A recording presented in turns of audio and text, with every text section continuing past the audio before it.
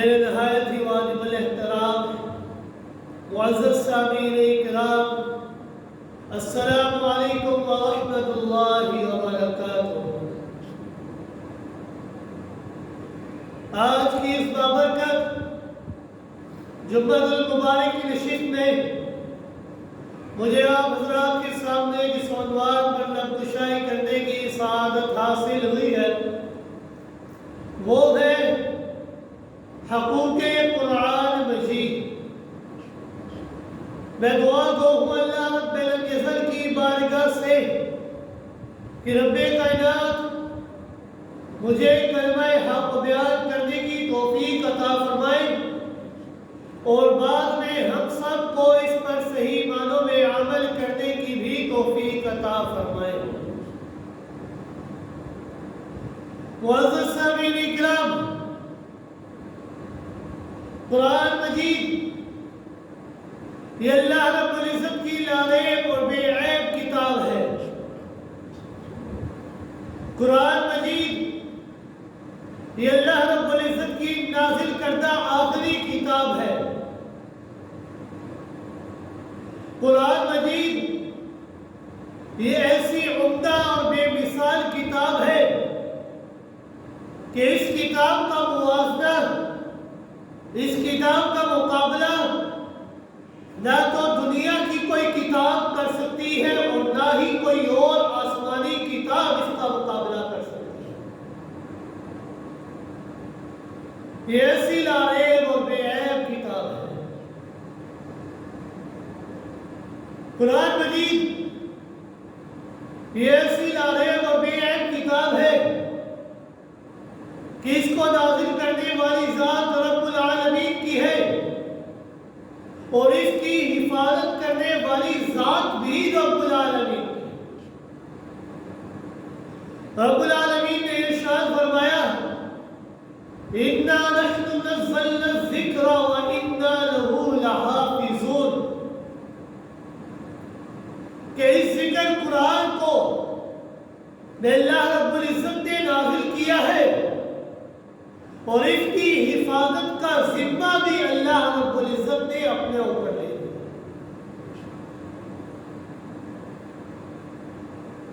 اس کتاب کی خصوصیت میں سے ایک خصوصیت یہ بھی ہے کہ باقی نازل کردہ کتاب بھی آسمانی اللہ کی طرف سے ہی تھی، لیکن ان کی حفاظت کا ذمہ اللہ رب العزت نے نہیں لیا، لیکن اس قرآن کو اللہ رب العزت نے نازل کیا تو اس کی حفاظت کا ذمہ بھی اپنے اوپر لے لیا کہ اس کتاب کے اندر ایک سورت تو کیا، ایک رکوع تو کیا، ایک آیت تو کیا، زبر زیر پیش تو کیا، ایک نقطے کا بھی کوئی انسان رد و بدل نہیں کر سکتا، کیونکہ جس کی حفاظت کا ذمہ رب کائنات لے لے تو اس کے اندر رد و بدل کی کوئی گنجائش باقی نہیں ہے۔ جب یہ کتاب اتنی عظیم ہے کہ اس کی حفاظت کا ذمہ خود رب کائنات نے اپنے اوپر لے لیا ہے تو اس کتاب کے کچھ حقوق تو ہمارے اوپر بھی آ جاتے ہیں۔ ہمارے ذمے بھی تو اس کتاب کے چند حقوق ہیں۔ آپ نے اکثر سن رکھا ہوگا کہ علماء کرام ماں باپ کے حقوق بیان کرتے ہیں، علماء کرام بیوی کے حقوق بیان کرتے ہیں، علماء کرام اولاد کے بچوں کے حقوق بیان کرتے ہیں، علماء کرام پڑوسیوں کے حقوق بیان کرتے ہیں، علماء کرام رشتہ داروں کے حقوق بیان کرتے ہیں۔ بالکل اسی طرح آج میں آپ کے سامنے قرآن مجید کے حقوق بیان کروں کہ جس طرح قرآن کریم کی عظمت اور شان یہ سب کتابوں سے زیادہ ہے، اعلیٰ ہے، اسی طرح اس کی حق تلفی کا گناہ بھی سب سے زیادہ ہے۔ قرآن مجید کے 5 حقوق ہیں۔ پہلا حق اس کی تلاوت کا ہے، دوسرا حق ہے، تیسرا حق اس کے اوپر ایمان لانے کا ہے، چوتھا حق اس کے اوپر عمل کرنے کا ہے، اور پانچواں حق ہے کہ اسے دوسروں تک پہنچانا بھی۔ قرآن مجید کا پہلا حق اس کی تلاوت کا۔ تلاوت قرآن یہ بہت بڑی عبادت ہے،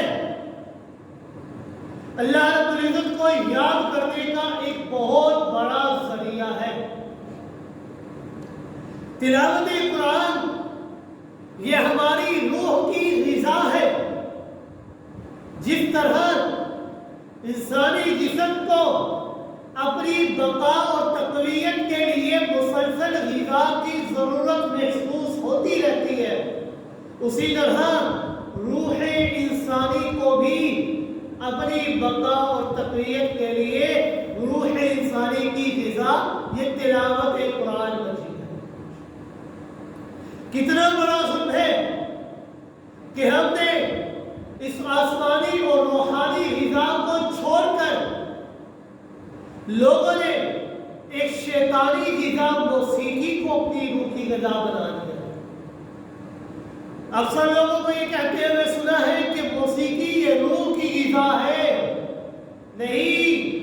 موسیقی روح کی غذا نہیں، بلکہ تلاوت قرآن کی روح کی غذا ہے۔ یہ روح کو تقویت دینے والی ہے۔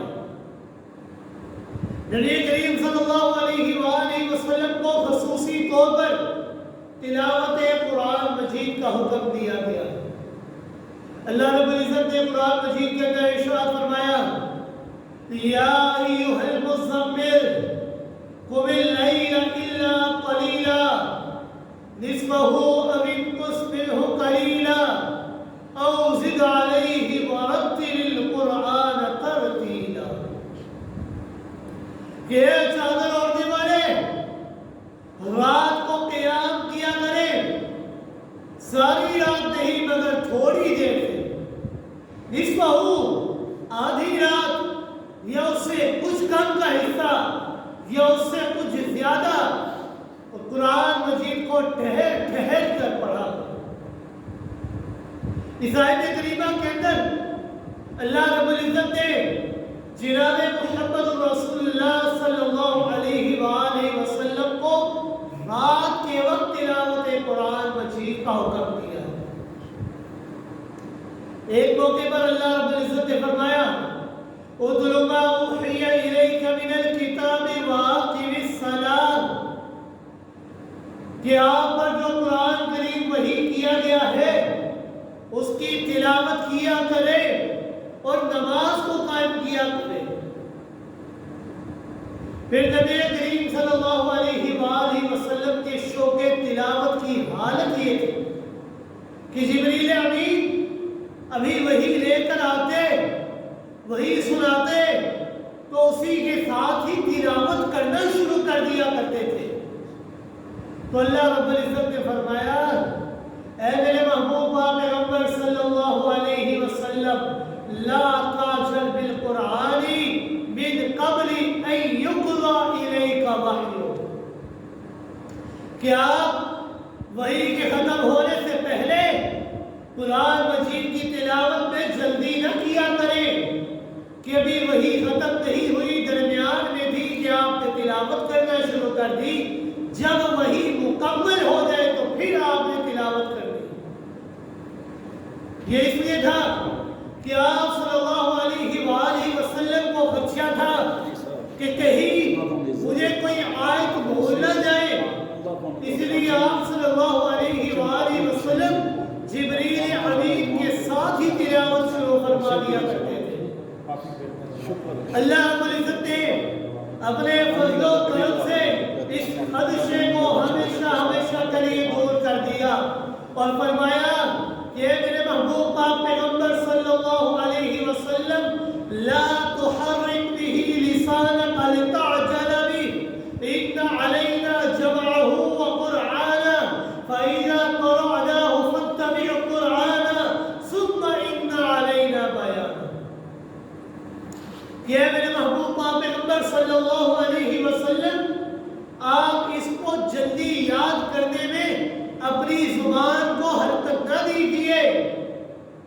لا تحرك به لسانك لتعجل به ان علینا جمعه وقرآنه، اس کتاب کو آپ کے سینے کے اندر جمع کرنا اور اس کو پڑھانا یہ میں اللہ کے ذمے ہے، یہ ہماری ذمہ داری ہے۔ فَإِذَا قَرَأْنَاهُ فَاتَّبِعْ الْقُرْآنَ، پھر جب فرشتے کی زبانی ہم پڑھیں تو اس کا اتباع کیجئے، اس کی تشریح اور بیان بھی ہمارے ہی ذمے ہے۔ ثُمَّ إِنَّ عَلَيْنَا بَيَانًا، یہ جو آپ لوگوں کو بیان کرتے ہیں اس کے بیان کی، اس کی تشریح کی، اس کی تفسیر کی ذمہ داری بھی اللہ رب العزت نے اپنے اوپر لے لی۔ لہذا میرے محبوب پیغمبر صلی اللہ علیہ وسلم لا تحرک به لسانک لتعجل به، اپنی زبان کو حرکت میں نہ دیجیے کرو۔ اور آپ مجھے یہ خدشہ ہے کہ کہیں کوئی آیت میں بھول نہ جاؤں، اس لیے جلدی جلدی آپ ساتھ تلاوت کیا کرتے تھے۔ نہ میرے محبوب پیغمبر صلی اللہ علیہ وسلم، آپ کو پریشان ہونے کی ضرورت نہیں ہے۔ ان علینا جمعہ وقرآنہ، اس قرآن کو آپ کے سینے کے اندر جمع کرنا اور لوگوں تک پہنچانا، یہ میں اللہ نے اپنے اوپر ذمہ لے لیا، اپنے اوپر اس ذمہ داری کو اٹھا لیا ہے۔ یاد رکھیے گا کہ قرآن مجید کی محض تلاوت کرنے کا بھی بہت بڑا فائدہ ہے۔ اگر کوئی انسان قرآن مجید کا ترجمہ نہیں جانتا، محض صرف مطلق تلاوت کرتا ہے، تو یہ محض مطلق تلاوت کرنا یہ بھی خالی فائدہ نہیں ہے۔ ٹھیک ہے، ہمیں ترجمہ جاننا چاہیے، مگر محض تلاوت کرنے پر ایک ایک حرف کے بدلے اللہ رب العزت انسان کے نامہ اعمال میں 10 نیکیاں لکھتے ہیں۔ اس کی مثال دیتے ہوئے جناب محمد رسول اللہ صلی اللہ علیہ وسلم نے فرمایا الف لام میم، کہ لوگوں الف لام میم یہ کوئی ایک حرف نہیں ہے بلکہ 3 حروف ہیں۔ الف الگ حرف ہے، لام الگ حرف ہے، میم الگ حرف ہے۔ الف کے پڑھنے پر 10 نیکیاں، لام کے پڑھنے پر 10 نیکیاں، میم کے پڑھنے پر 10 نیکیاں۔ گویا کہ الف لام میم پڑھنے پر اللہ رب العزت انسان کے نامہ اعمال میں 30 نیکیاں لکھ دیتے ہیں۔ ابھی الف لام میم کی مثال کیوں دی ہے؟ یہ بتانے کے لیے کہ اگر ترجمہ نہیں بھی آتا، محض قرات قرآن، تلاوت قرآن پر اللہ 10 نیکیاں دیتے ہیں۔ الف لام میم کے حروف مقطعات میں سے ہے اور ان کی مراد اللہ کے علاوہ کوئی نہیں جانتا، ان کا مطلب اللہ کے علاوہ کوئی نہیں جانتا۔ مثال اس لیے ان کی دی کہ جب ان کا معنی نہیں جانتا، ان کے معنی نہ جانے کے باوجود اللہ 30 نیکیاں دے رہے ہیں، تو کوئی یہ نہ سمجھے کہ اگر انسان کو ترجمہ نہیں آتا تو نیکیاں نہیں ملتی، محض تلاوت قرآن پر اللہ نیکیاں عطا کر دیتے ہیں۔ اور آپ صلی اللہ علیہ وآلہ وسلم نے فرمایا کہ اللہ رب العزت فرماتے ہیں من شغلہ القرآن عن ذکری ومسألتی آتیتہ افضل ما آتی السائلین، کہ جو آدمی قرآن مجید کی تلاوت میں مصروف رہا، اتنا مصروف رہا کہ وہ مجھ سے اپنی ضرورت بھی نہ مانگ سکا، یعنی اسے مانگنے کا وقت ہی نہ ملا، تو اللہ رب العزت فرماتے ہیں آتیتہ ما آتی السائلین، میں اللہ رب العزت اسے وہ کچھ عطا کروں گا جو میں اللہ رب العزت مانگنے والوں کو بھی عطا نہیں، یعنی اس کی تمام ضروریات کو میں اللہ رب العزت خود ہی حامی و ناصر کروں گا، میں اللہ اس کی تمام ضروریات کو خود ہی پورا کروں گا، اس کی تمام ضرورتوں کا کفیل میں خود اللہ رب العزت بن جاؤں گا۔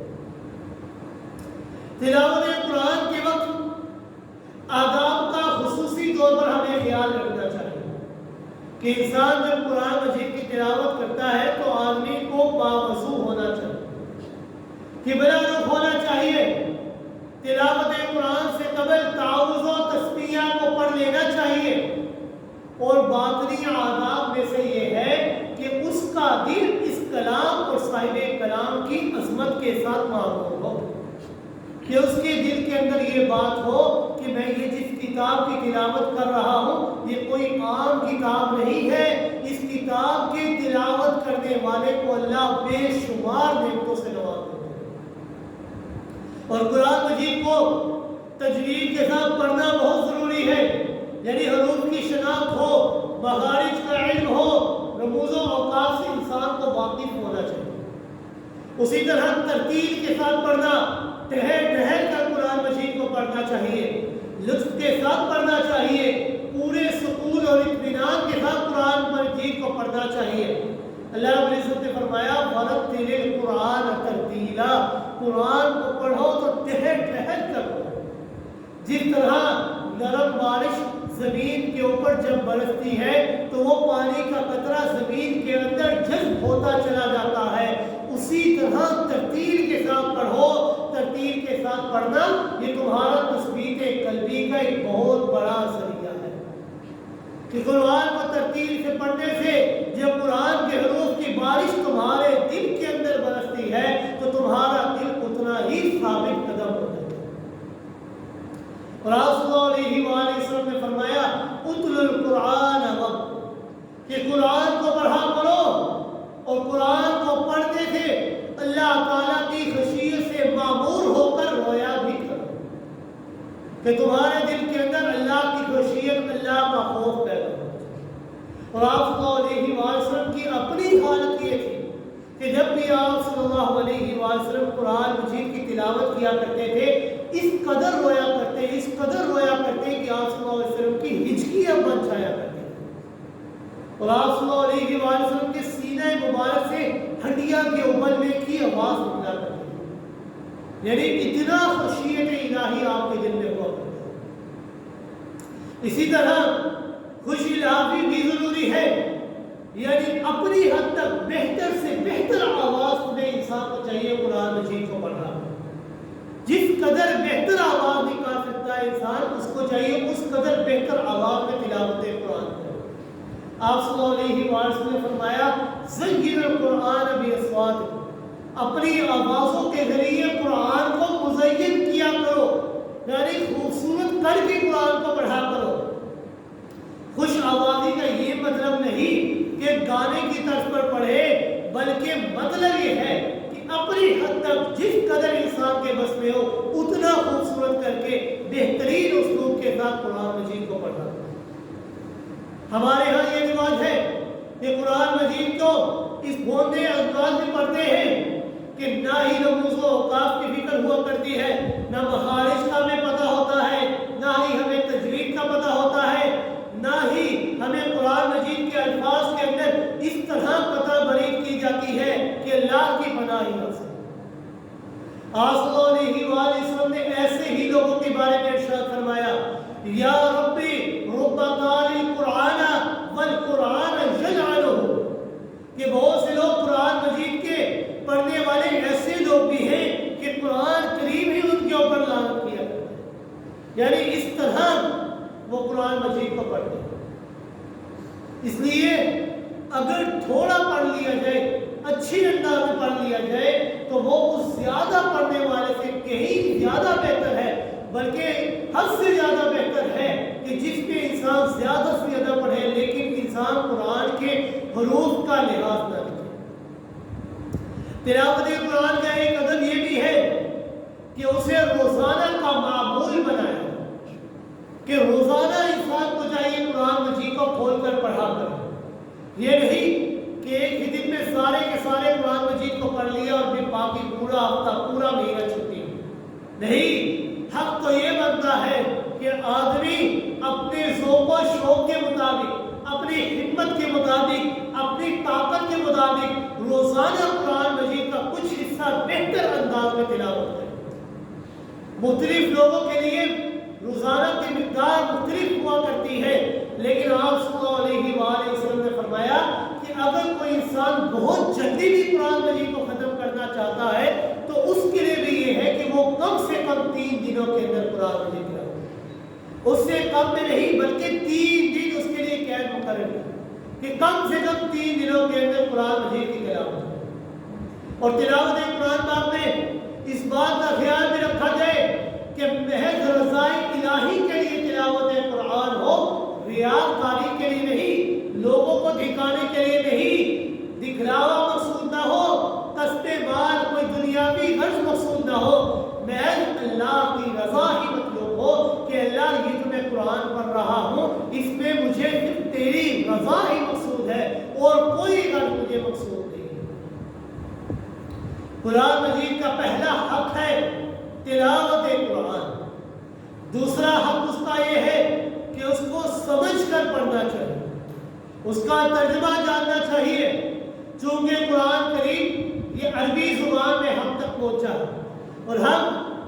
عربی زبان کو نہیں جانتے، اس لیے ہمارے لیے یہ بہت ضروری ہے کہ ہم اس کے معنی کو سمجھیں کہ قرآن کریم ہم سے کیا کہہ رہا ہے۔ محض تلاوت کرنے پر ثواب تو ضرور ملتا ہے، مگر ہدایت تو ہمیں تب ہی ملے گی جب ہم قرآن کو سمجھیں گے، ہدایت تو تب ہی ملے گی جب ہم قرآن کے ایک ایک حرف کے معنی کو سمجھیں گے کہ قرآن ہمیں اس آیت کے اندر کیا کہہ رہا ہے، اس آیت کے اندر ہمیں کیا مخاطب کر رہا ہے۔ یہ اسی وقت ہوگا جب ہم قرآن کے معنی کو سمجھیں گے۔ قرآن کریم یہ ایک حکم نامہ ہے جس کو احکم الحاکمین اللہ کی ذات نے نازل کیا ہے۔ ہمیں اس دنیا کے اندر اگر کسی افسر کا خط مل جائے، اگر کسی وزیر کا خط مل جائے، وہ انگریزی زبان میں ہو، ہمیں انگریزی سمجھ میں نہ آئے تو ہم اس کے لیے کتنی بھاگ دوڑ کرتے ہیں، کتنے لوگوں کے پاس جاتے ہیں، لوگوں سے کہتے ہیں یہ فلاں وزیر نے میرے پاس خط بھیجا ہے، اس کو مجھے بتاؤ تو صحیح اس خط کے اندر وہ وزیر مجھ سے کیا کہہ رہا ہے۔ کتنی توجہ، کتنی محنت، کتنی کاوش کرتے ہیں ہم اس خط کو سمجھنے کے لیے۔ قرآن کریم جو رب العالمین، جو احکم الحاکمین، جو مالک الملوک، خالق کائنات کا آرڈر ہے، جو حکم نامہ ہے، کیا کبھی ہم نے اس کے لیے کوشش کی ہے کہ ہم کسی عالم کے پاس جائیں اور اس سے پوچھیں کہ اس آیت کے اندر اللہ رب العزت ہمیں کیا کہہ رہے ہیں؟ کیا ہم نے اتنی کوشش کی ہے؟ کیا اس احکام الحاکمین کے آرڈر کا اتنا بھی حق نہیں ہے کہ ہم اس کے لیے بھی توجہ کریں؟ ہم دنیا کی ہر چیز کے لیے محنت کرتے ہیں، دنیا کی ہر چیز کے لیے توجہ کرتے ہیں، کیا کبھی ہم نے اس قرآن کے لیے توجہ کی ہے کہ ہم نے سمجھے تو صحیح کہ قرآن مجید اللہ رب العزت ہمیں کیا کہہ رہے ہیں؟ ذرا سوچئے یہ کتنا بڑا ظلم ہے جو ہم قرآن مجید کے ساتھ کر رہے ہیں۔ بعض اوقات شیطان تو یہ وسوسہ ڈالتا ہے کہ قرآن مجید کو سمجھنا تو بڑا مشکل ہے، یہ سمجھنا تمہارے بس کی بات نہیں ہے، تو اللہ رب العزت نے شیطان کے اس مسئلے کو دور کرنے کے لیے بھی قرآن مجید کے اندر ارشاد فرمایا وَلَقَدْ يَسَّرْنَا الْقُرْآنَ لِلذِّكْرِ فَهَلْ مِن مُدَّكِرٍ کہ ہم نے یہ قرآن نصیحت کے لیے آسان کر دیا ہے، کیا کوئی ہے جو اس قرآن سے نصیحت حاصل کرے؟ شیطان تو وسوسے ڈالتا ہے،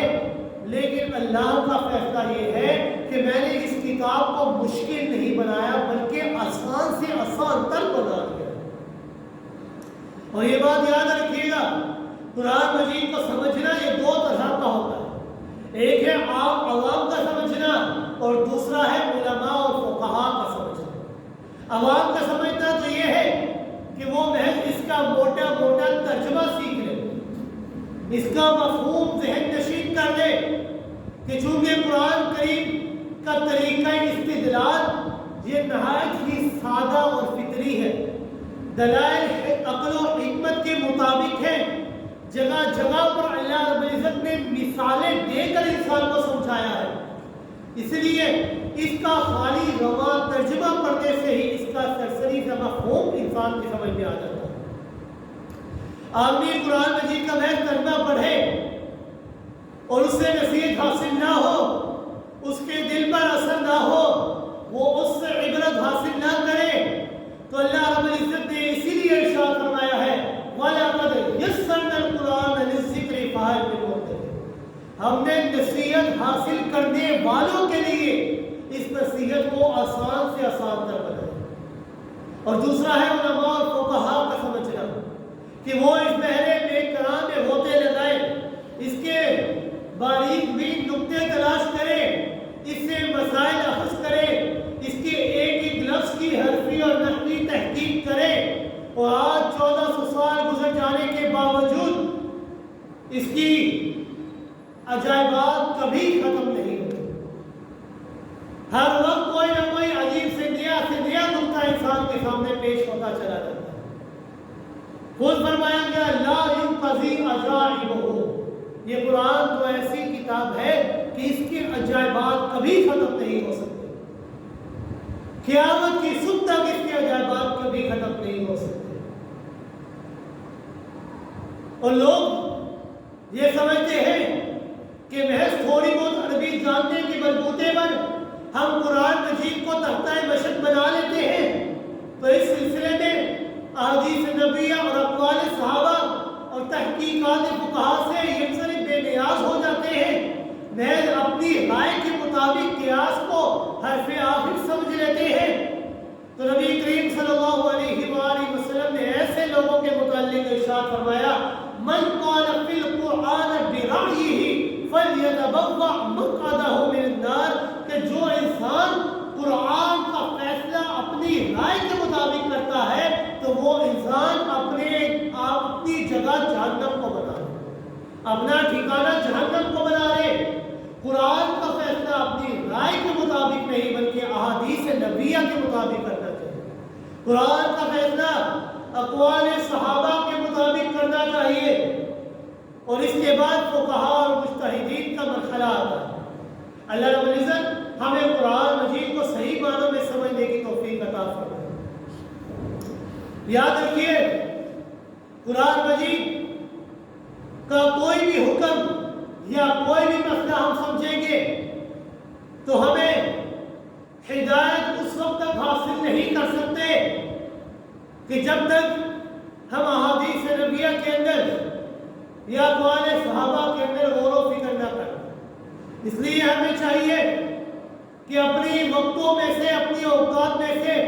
کچھ حصہ نکال کر علماء کرام کے پاس جائے، ان کی محفلوں کے اندر، ان کی مجلسوں کے اندر بیٹھے اور اس حکم نامے کے متعلق، اللہ رب العزت کے حکم نامے کے متعلق ان سے سوال کریں۔ قرآن مجید یہ دین کی اساس اور بنیاد ہے، اس کے بغیر ہم نہ تو دین کو سمجھ سکتے ہیں اور نہ ہی ہم اس کے اوپر عمل کر سکتے ہیں۔ قرآن مجید سے دور رہ کر، قرآن سے الگ رہ کر، درس قرآن کی محفلوں سے متنفر ہو کر اگر کوئی شخص دین کا کام یا دین کی خدمت کرنا چاہتا ہے تو وہ بالکل ایسے ہی ہے جیسے ضلالت اور گمراہی کی تاہ گہرائیوں میں وہ ڈوبا ہوا ہے۔ وہ ہدایت نہیں پا سکتا کہ جو قرآن کے مطابق فیصلے نہیں کرتا۔ تو قرآن مجید کے حقوق میں سے پہلا حق ہے تلاوت قرآن، دوسرا حق ہے اس کو سمجھنا چاہیے، اور تیسرا حق ہے کہ قرآن کے اوپر ایمان لے کر کہ یہ کلام اللہ کی طرف سے نازل کردہ کتاب ہے، نازل شدہ ہے، اور جو حقائق اس کے اندر بیان ہوئے ہیں وہ حقائق بالکل 100% درست ہے اور صحیح ہے۔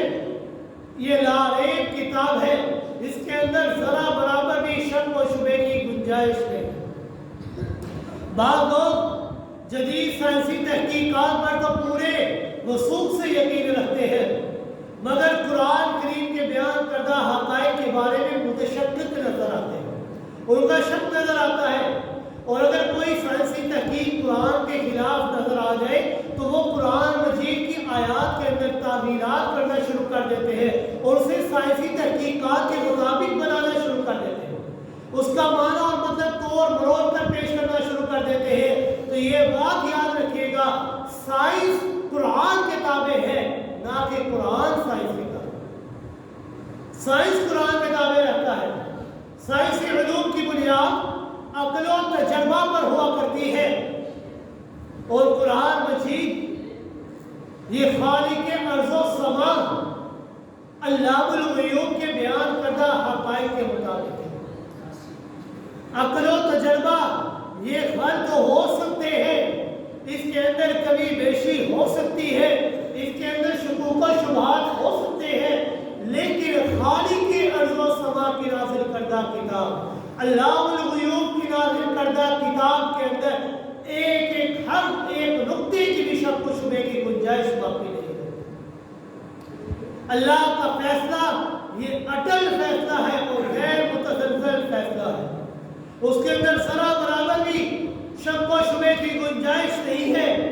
اس لیے جو کچھ قرآن مجید نے فرما دیا اس کے اوپر کامل ایمان رکھنا یہ قرآن کا حق ہے۔ قرآن حکیم کوئی سائنس کی کتاب نہیں ہے، مگر اس نے جو سائنسی حقائق بیان فرمائے ہیں وہ بالکل اٹل ہے۔ سائنس والے دھکے کھا کھا کر بالکل قرآن کے حقائق کا اعتراف کرتے ہوئے نظر آتے ہیں۔ قرآن مجید نے ایک حقیقت کو بیان کیا، وَالشَّمْسُ تَجْرِي لِمُسْتَقَرٍّ لَهَا، کہ سورج چلتا ہے اپنے مقرر وقت کی طرف، اپنی مقرر کرتا جگہ کی طرف سورج چلتا ہے۔ فلاسفہ اور اہل سائنس کا قدیمی نظریہ یہ تھا کہ آسمان گردش کرتا ہے، سورج گردش نہیں کرتا۔ پھر اس نظریے کو انہوں نے جھٹلا دیا اور پھر یہ کہتے ہیں کہ سورج چلتا ہے۔ پھر انہوں نے اس نظریے کو بھی جھٹلا دیا اور دعویٰ کیا کہ زمین چلتی ہے اور سورج ساکن ہے،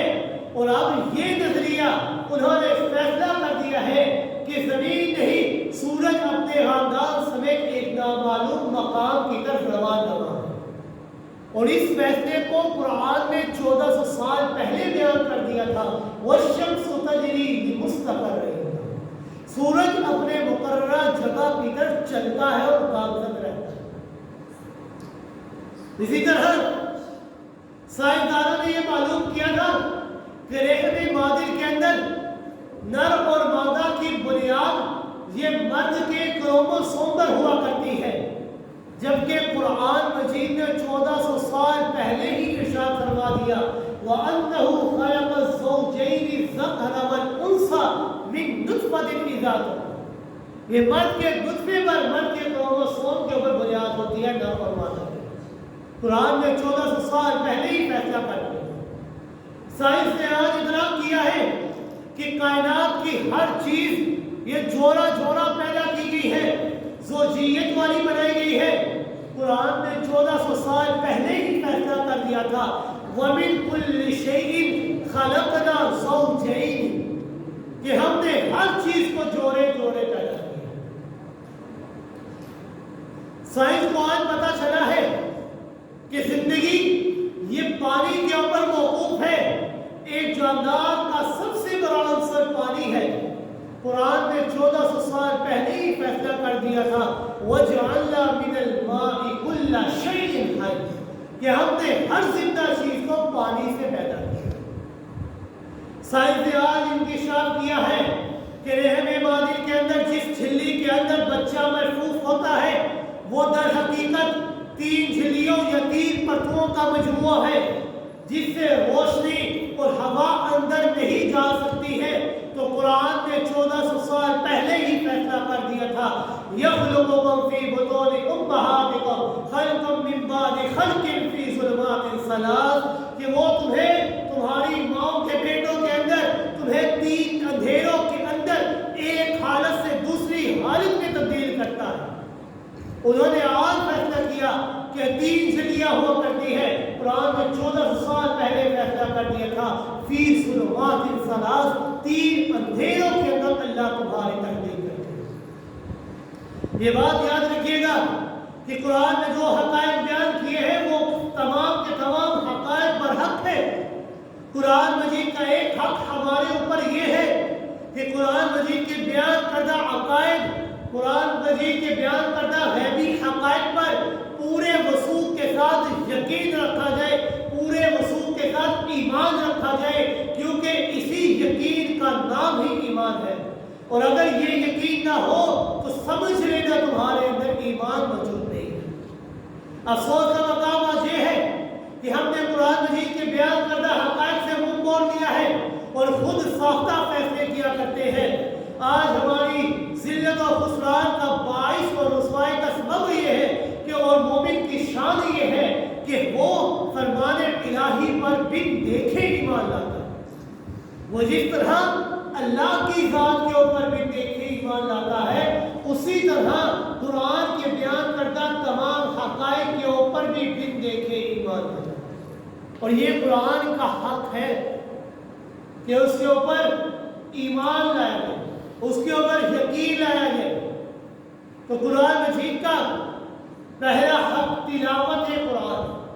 دوسرا حق کہ اس کو سمجھا جائے، تیسرا حق کہ اس کے بیان کردہ تمام حقائق کو یقین کے ساتھ مانا جائے، اور چوتھا حق یہ ہے کہ اس کے اوپر عمل کیا جائے۔ کہ قرآن مجید میں ہمیں جو کچھ بیان کیا ہے، ہمیں چاہیے کہ اس کے تمام بیان کردہ حقائق کے اوپر عمل کیا جائے۔ آپ جانتے ہیں قرآن حکیم ایک کامل اور مکمل ضابطۂ حیات ہے۔ قرآن کریم ایک کامل اور مکمل کتاب ہے جو زندگی کے تمام شعبوں کے اندر انسان کی رہنمائی کے لیے کافی ہے۔ قرآن مجید کا موضوع یہ انسان ہے، اور یہ انسان ہی کی فلاح و بہبود کے موضوع پر کلام کیا کرتا ہے، اور قرآن مجید کی غرض و غائب یہی ہے کہ اس کے اوپر عمل کیا جائے۔ قرآن کا موضوع انسان اور اس کی غرض و غائب کہ اس کے اوپر عمل کیا جائے۔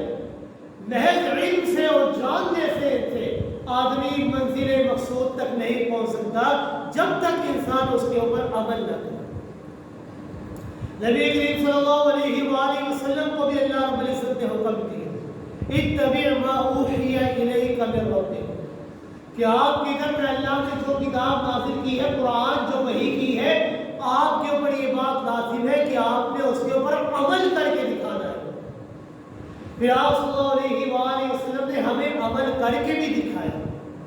کہ کس طرح اللہ کی کتاب کے اوپر عمل کرنا ہے۔ آپ صلی اللہ علیہ وسلم گویا کہ قرآن کی عملی تفسیر ہے۔ جس طرح صدیقہ کائنات سے سوال کیا گیا کہ آپ صلی اللہ علیہ وسلم کے اخلاق اور عادات کیسے ہیں، صدیقہ کائنات نے فرمایا کان خلق القرآن، کہ تم نے قرآن نہیں پڑھا، تمہارے نبی کا سارا اخلاق قرآن ہی تو ہے۔ وہ گویا کہ ایک عملی تفسیر ہے۔ اللہ تعالیٰ ارشاد فرماتے ہیں کہ اگر تمہارا کسی معاملے کے اندر جھگڑا پیدا ہو جائے تو تمہارے اوپر یہ بات لازم ہے کہ تم نے اس جھگڑے کا فیصلہ قرآن سے کرنا ہے اور سنت رسول سے کرنا ہے۔ فَإِن تَنَازَعْتُمْ فِي شَيْءٍ فَرُدُّوهُ إِلَى اللَّهِ وَالرَّسُولِ، تمہیں اللہ اس کے رسول کے احکامات کی طرف لوٹنا پڑے گا۔ اور آپ صلی اللہ علیہ وسلم نے فرمایا من آمن بالقرآن ما استحل محارمہ، کہ جس نے قرآن پاک کی حرام کردہ اشیاء کو حلال سمجھا، گویا کہ اس نے قرآن کے اوپر ایمان ہی نہیں لے کر آیا، وہ قرآن کے اوپر ایمان ہی نہیں لایا۔ آج ہماری ترقی اور خوشحالی کا راز اسی میں منحصر ہے کہ ہم قرآن مجید کو اپنی عملی زندگی کے اندر نافذ کریں، زندگی کے ہر شعبے کے اندر قرآن کے مطابق فیصلے کریں۔ اللہ رب العزت نے یہودیوں کی مذمت بیان کرتے ہوئے ارشاد فرمایا مثل الذین حملوا التوراۃ ثم لم يحملوها كمثل الحمار يحمل اسفارا، کہ جن لوگوں کو اللہ رب العزت نے تورات کو بار امانت دی، امانت کی طور پر دی، پھر انہوں نے اس بار امانت کو مسترد کر دیا، پھر انہوں نے اس کو نہ اٹھایا، اس کے اوپر عمل نہ کیا، تو ان کی مثال ایسے ہی ہے جیسے کسی گدھے کے اوپر بڑی بڑی کتابیں رکھ دی جاتی۔ یہودیوں کی اس قدر مذمت اس لیے بیان کی گئی ہے کہ انہوں نے تورات کے احکامات کو پسے پش ڈال دیا ہے، اس لیے وہ دنیا میں ذلیل و رسوا ہوئے اور آخرت میں بھی ذلیل و رسوا ہوئے۔ اللہ تعالیٰ نے ارشاد فرمایا وَلَوْ أَنَّهُمْ أَقَامُوا التَّوْرَاةَ وَالْإِنْجِيلَ وَمَا أُنزِلَ إِلَيْهِمْ مِنْ رَبِّهِمْ لَأَكَلُوا مِنْ فَوْقِهِمْ وَمِنْ تَحْتِ أَرْجُلِهِمْ، کہ اگر تورات اور انجیل اور جو دیگر آسمانی کتابیں ان کے اوپر نازل کی گئی تھی، رب کی طرف سے بھیجی کی گئی تھی، اگر وہ لوگ ان کے اوپر قائم رہتے، ان کے مطابق اپنی زندگیوں کے فیصلے کیا کرتے، تو میں اللہ رب العزت نے ارشاد فرمایا انزل الیہم ان کے اوپر آسمان سے رزق کی بارش کر دیتا، آسمان سے بھی رزق کی بارش کرتا، اور زمین سے جہاں پر وہ چلا کرتے ہیں قدموں سے بھی میں اللہ رب العزت رزق کی بارش کر دیا کرتا، اور میں اللہ رب العزت اس قدر رزق کی فراوانی کر دیتا کہ وہ کبھی بھی رزق ان کے اوپر ختم نہ ہوتا۔ یہ تو دنیا کے اندر تھا، اور آخرت کے اندر تو میں اللہ اس سے بڑھ کر انعام عطا کرتا۔ شرط کیا تھی کہ وہ تورات اور انجیل کے مطابق اپنی زندگیوں کو بسر کرتے، لیکن انہوں نے نہ کیا۔ وہ دنیا میں بھی ذلیل و رسوا ہوئے اور آخرت کے اندر بھی ذلیل و رسوا ہوئے۔ آج اگر ہم قرآن مجید کے بیان کردہ احکامات پر عمل پیرا ہو جائے تو یقیناً اللہ تعالیٰ ہمیں دنیا میں ہی اس کے فیوز و برکات سے مستفید فرمائے گے، اس کی رحمت و برکات سے مستفید فرمائیں گے۔ قرآن مجید کے اندر اللہ رب العزت نے سورہ مائدہ کے اندر 3 مرتبہ فرمایا کہ جو لوگ اپنی زندگی کے اندر قرآن مجید کے احکامات کو نافذ نہیں کرتے تو اللہ رب العزت نے ان کے اوپر سخت ترین فتوے لگائے، ناراضگی کا اظہار کیا۔ 3 آیات اللہ رب العزت نے نازل فرمائے کہ جو قرآن کے مطابق اپنی زندگیوں کو بسر نہیں کرتے۔ پہلا فیصلہ اللہ نے یہ فرمایا، پہلا فتویٰ اللہ نے یہ فرمایا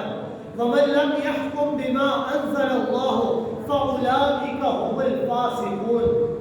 کہ جو اللہ کی نازل کردہ کتاب قرآن کے مطابق اپنی زندگیوں کو بسر نہیں کرتے تو وہ سن لیں ہم الفاسقون، یہی لوگ فاسق ہیں۔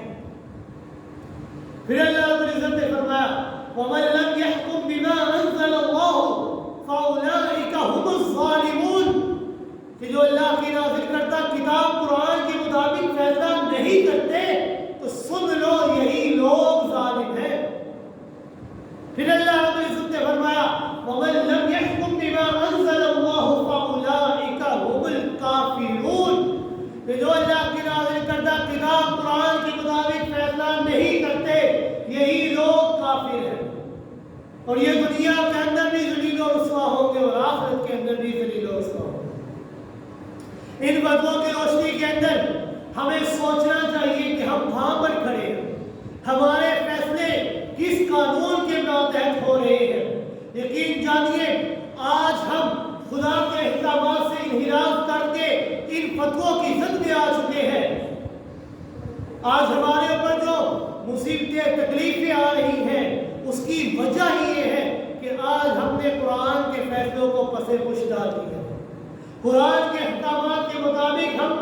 عمل نہیں کرتے، اپنی زندگی کے اندر قرآن کے احکامات کو ہم لاگو نہیں کرتے۔ ابھی بھی ہمارے پاس وقت ہے کہ اگر اس دنیا کے اندر بھی کامیابی چاہیے، آخرت کے اندر بھی کامیابی چاہیے تو ہمیں قرآن کے مطابق اپنی ساری زندگی کو بسر کرنا ہے۔ قرآن کا چوتھا حق یہ ہے کہ اس کے اوپر عمل کیا جائے، اور قرآن کا 5واں حق کیا ہے؟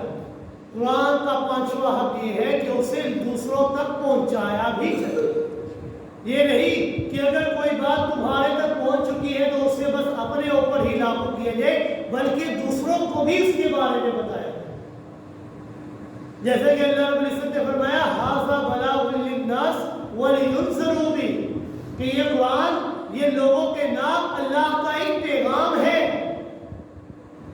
اسے لوگوں تک پہنچایا جائے، لوگوں کو اللہ کے احکامات کے بارے میں بتایا جائے، اور سب سے پہلے یہ فریضہ پہنچانے کا اللہ رب العزت نے پیغمبر کائنات صلی اللہ علیہ وآلہ وسلم کے اوپر لاگو فرمایا کہ آپ صلی اللہ علیہ وآلہ وسلم نے تبلیغ فرمائی وَأُوحِيَ إِلَيَّ هَذَا الْقُرْآنُ لِأُنذِرَكُم بِهِ وَمَن بَلَغَ، کہ یہ قرآن میری تک اس لیے اتارا گیا ہے کہ اس کے ذریعے میں تمہیں اور جس شخص تک یہ قرآن پہنچا ہے میں اس سے لوگوں تک اللہ کا پیغام پہنچا۔ ایک مقام پر اللہ رب العزت نے فرمایا یا ایھا الرسول بلغ ما انزل الیک من ربک فإن لم تفعل فما بلغت رسالتہ، یہ میرے محبوب پیغمبر صلی اللہ علیہ وآلہ وسلم آپ کے اوپر یہ بات لاگو ہو چکی ہے کہ آپ نے اللہ کے پیغام کو لوگوں تک پہنچانا ہے،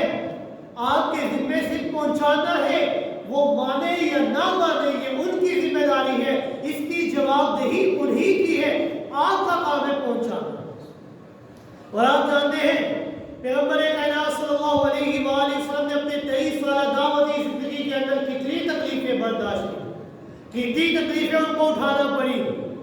ان کو اپنے گھر سے بے گھر کر دیا گیا، مسائل کے پہاڑ ان کے اوپر ٹوٹے، مظالم ڈھائے گئے، رشتہ داریاں ختم کی گئی، اور 13 سالہ مکی دور کے اندر تو اس سے بھی زیادہ تکلیفیں آئی تھی۔ 3 سال شیب ابی طالب میں ان کو قید کیا گیا تھا، بچیوں کو طلاقیں دلوائی گئی، نالین مبارک لہو لہان ہو گئے، دندان مبارک شہید ہو گئے، کس لیے کہ آپ نے اللہ کے پیغام کو لوگوں تک پہنچانا تھا،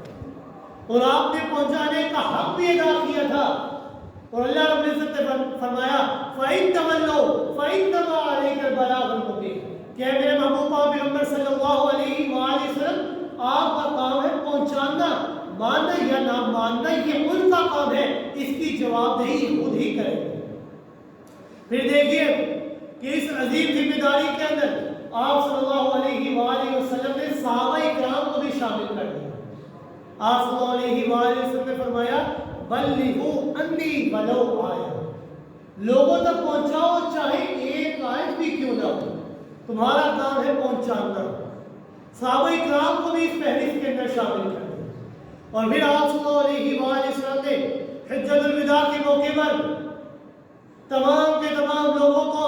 اس عظیم ذمہ داری کے اندر شامل کر دیا۔ آپ صلی اللہ علیہ وآلہ وسلم نے تمام لوگوں کو مخاطب کرتے ہوئے فرمایا اے لوگوں هل بلغت الرسالہ،